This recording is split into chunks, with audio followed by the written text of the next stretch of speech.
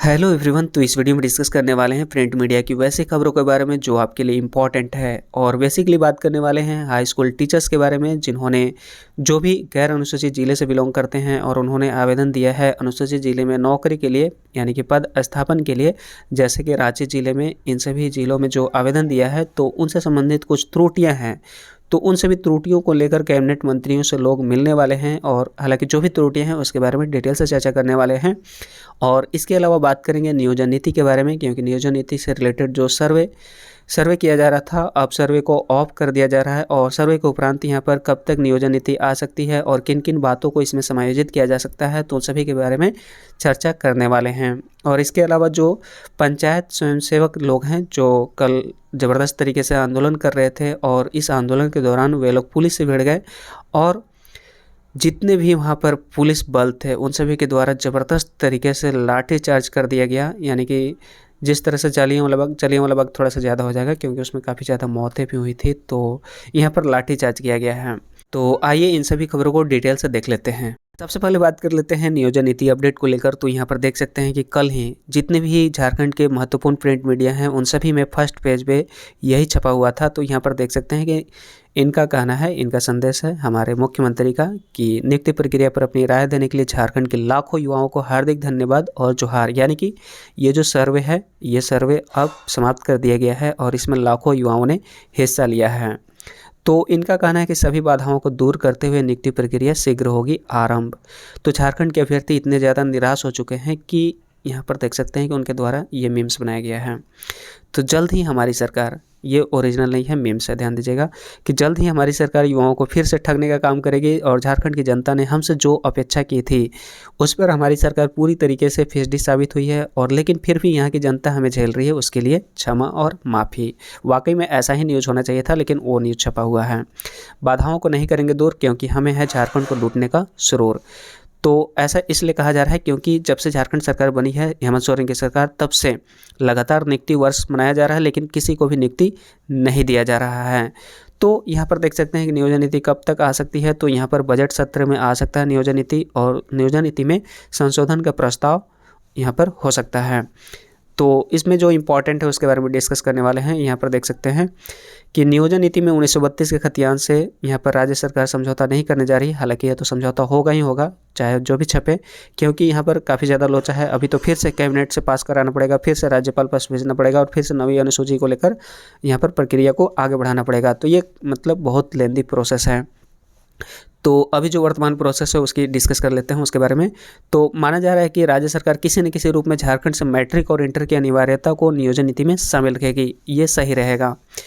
बस इसी दाव के साथ आप मतलब मैक्सिमम बाहरी को यहाँ पर रोका जा सकता है कि मैट्रिक और इंटर को यहाँ पर अनिवार्यता कर दिया जाए। नियोजन नीति को लेकर अगर हमारी व्यक्तिगत राय के बारे में बात करें तो मेरा यही व्यक्तिगत राय होता है कि यहाँ पर जो भी नियोजन नीति बनाया गया था मैट्रिक और इंटर को अनिवार्यता, तो जो भी हाई कोर्ट के द्वारा यहाँ पर आपत्ति दर्शाया गया था, यानी कि हिंदी और इंग्लिश को शामिल किया जाना, तो हिंदी और इंग्लिश को शामिल कर देना चाहिए था। और इसके अलावा जो भी जनरल कास्ट से बिलोंग करते हैं, अगर उनके पास डोमिसाइल है, तो अगर वे अदर स्टेट से भी मैट्रिक और इंटर किए हैं तो उन सभी को भी अलाउ कर देना चाहिए था। मतलब जो भी आपत्ति दर्ज किया गया था हाई कोर्ट के द्वारा या फिर विधि विभाग के द्वारा, तो उसको सुधार कर यहाँ पर नियोजन नीति ला देना चाहिए था। तो इससे होता क्या कि जो पिछला सरकार है यानी कि उस नीति को भी फॉलो नहीं करना पड़ता है, यानी कि अपना एक फ्रेश नियोजन नीति बन जाता। और दूसरी बात कि 2016 से पहले वाली जो ओपन टू ऑल 40% है उसको भी नहीं लाना पड़ता।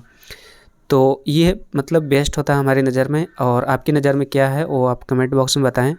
अब बात कर लेते हैं हाई स्कूल शिक्षक से संबंधित न्यूज़ के बारे में। तो यहाँ पर देख सकते हैं कि 21 फरवरी 2023 को ये न्यूज़ छपी हुई है दैनिक भास्कर में। और हालांकि कुछ अभ्यर्थी इंतजार कर रहे हैं कि टीजीटी का जो स्टेट वाइज जो मेरिट लिस्ट जो भी शेष रिजल्ट है वो कब तक प्रकाशित किया जाएगा और पिटिशनर का लिंक जो है कब तक प्रोवाइड किया जाएगा, या फिर एडिशनल रिजल्ट या एडिशनल डीवी लिस्ट कब तक प्रकाशित किया जाएगा। तो इसको लेकर एक सेपरेट वीडियो बनाया जाएगा।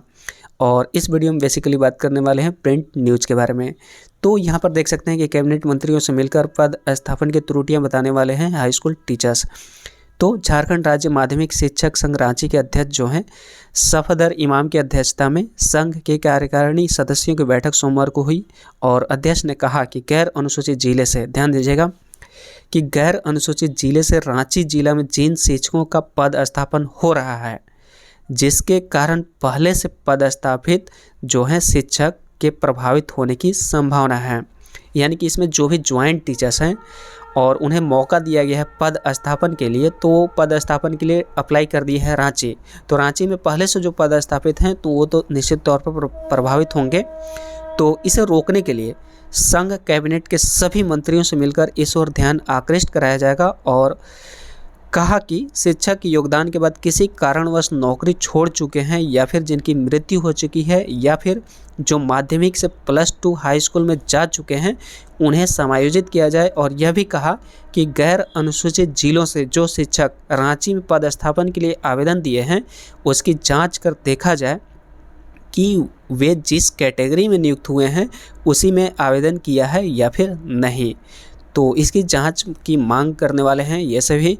और कहा कि जो शिक्षक कोर्ट में पिटिशनर बने हुए हैं उन्हें अनुसूचित जिले में मेरिट के आधार पर पदस्थापन का मौका दिया जाए। तो इसका जो संचालन है सचिव जो है संचालन सचिव मुकेश कुमार और धन्यवाद ज्ञापन जो है सैयद इब्रार हसन ने किया। और इस अवसर पर संघ के संयुक्त सचिव जो है प्रेम साहू, ज्योति कुमारी, श्वेता जायसवाल समेत अन्य थे। तो इनका मेन डिमांड यही है कि जो भी रांची में अप्लाई किए हैं उनका प्लीज़ आप ये चेक कर लें कि जिस कैटेगरी में नियुक्त हुए हैं उसी में आवेदन किया है या फिर नहीं। और दूसरी बात यह है कि जो भी शिक्षक कोर्ट में पिटिशनर बने हुए हैं तो उन्हें अनुसूचित जिले में मेरिट के आधार पर पद स्थापन का मौका दिया जाए।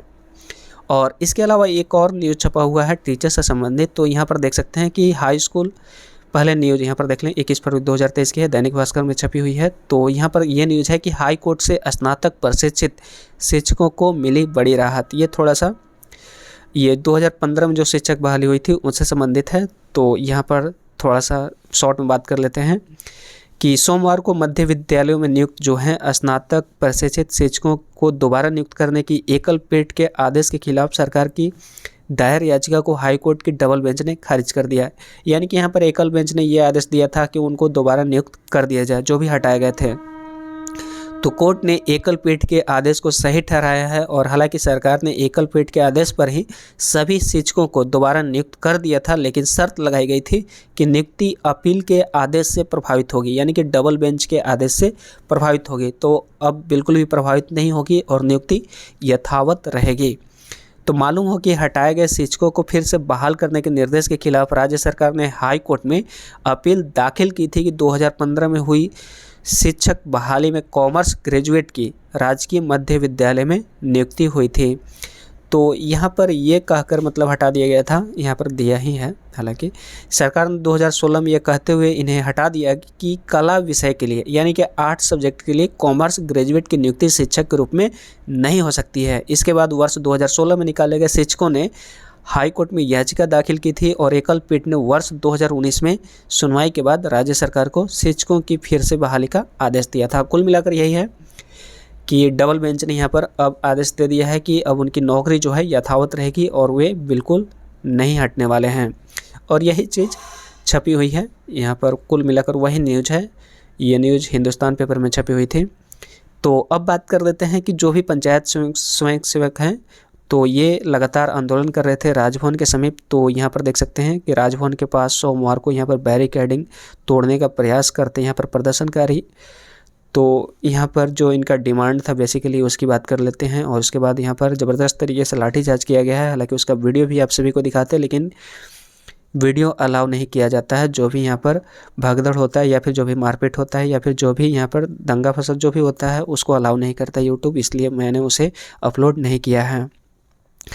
तो यहाँ पर देख सकते हैं कि इनका जो मेन डिमांड था कि यहाँ पर 5 सूत्री मांग था इनका, और इसको लेकर 20 फरवरी से अनिश्चितकालीन आंदोलन करने का निर्णय लिया गया था और इसी को लेकर विरोध प्रदर्शन किया गया। तो इनकी जो मुख्य मांगे थी पंचायत सचिवालय स्वयंसेवकों को अस्थायी करने यानी कि अस्थायी करने को लेकर, और पद का नाम जो है पंचायत सहायक किया जाए और उचित मानदेय दिया जाए एवं स्वयं सेवक से काम नहीं लिया जा रहा है उन सभी को काम दिया जाए। तो ये मेन डिमांड था इन सभी का और इन सभी डिमांड के प्रति लोग यहाँ पर आंदोलन कर रहे थे। और आंदोलन के दौरान ये सभी सीएम आवास भी घेरने जा रहे थे। तो इस दौरान यहाँ पर पुलिस और जो भी आंदोलनकारी थे उन दोनों के बीच में झड़प हो गया और ज़बरदस्त तरीके से यहाँ पर जो भी आंदोलनकारी थे उन सभी के द्वारा पत्थरबाजी किया गया और जो भी यहाँ पर पुलिस बल था उन सभी के द्वारा लाठीचार्ज किया गया।